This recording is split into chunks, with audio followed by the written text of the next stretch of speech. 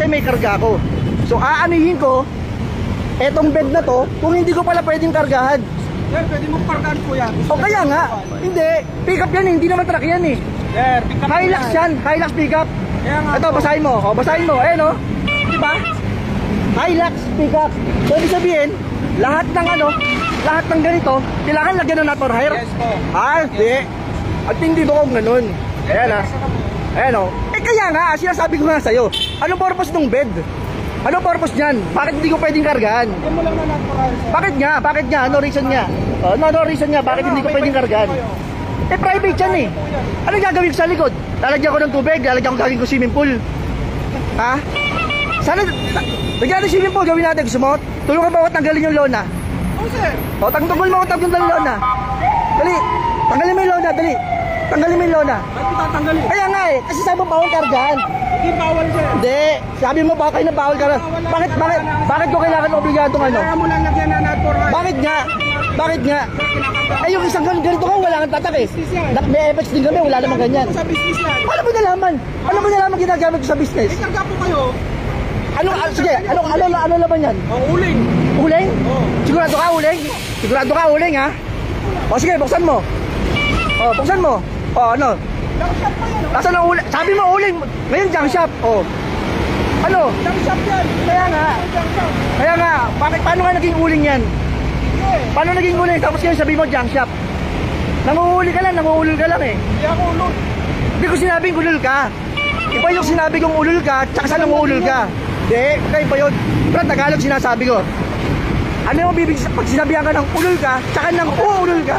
Ano pinagkaiba nun? Ano pinagkaiba nun? Parehas na din yun. Di parehas yun. Ang sinabi ko, ng uulul ka. Hindi ko sinabing ulul ka, magkaiba yun. Junk shop yan. Oh, ano naging junk shop? Ano naging junk shop? Sige, paano mo naging junk shop? Ano naging junk shop? Hilux yan, di yan junk shop.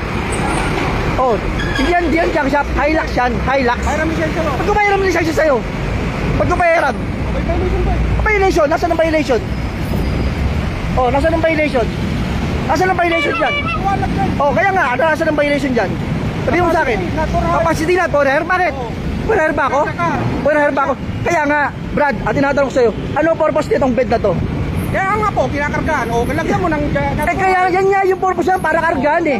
Kasi sana naligyan ko talagang ng upuan yan. Ano naging junk shop yan? May karga to. Ano naging junk shop? Ano ang pakialam mo kung kakargaan ko yan? Eh, una-una akin yan. Pangalawa, hindi ko autorisado, tanungin ko ito naman yan. O kaya nga. Hindi mo na natural. O di, para hindi natin yung mga ano, boss, ano pangalan? Ano pangalan ng mga sakay mo? Ganon? Ganon? Ha? Prado, tignan mo, okay lang na. O.